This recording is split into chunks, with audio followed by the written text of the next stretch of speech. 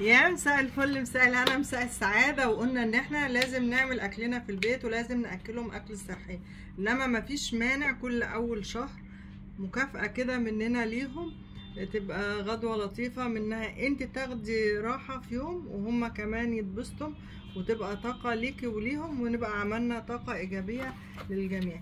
دي بيتزا عادية خالص بالجبن والفراخ، ودي برضو بيتزا عادية بالباربيكيو.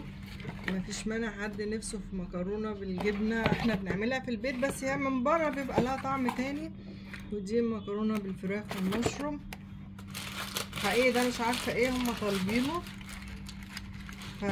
والبطاطس بوم فريت. انت بقى عشان تكملي الوجبه دي ممكن تعملي طبق سلطه، ممكن يكون عندك في التلاجة مثلا سلطه الكول سلو، سلطه فاصوليا، الحاجات اللي احنا بنعملها ونحطها في علب في التلاجة، تطلعيها جنب اكله زي دي. فيوم زي ده انت خدتي طاقه وارتحتي، كملي بكره يومك عادي بنشاط بقى بحاجات جديده. هما بقوا مبسوطين، مفيش اكل بره، هما هياكلوا من بره بس هياكلوا معاكي في البيت. ان شاء الله ربنا يسعد كل ايامكم وننظم ايامنا بحيث نعيش حياتنا بتوازن. عملنا كل اللي نفسنا فيه من غير برضو ما نضرهم ولا ندور الميزانية بتاعة البيت. مساء الفل عليكي، اوعي تقلبي المحطة، خليكي معايا.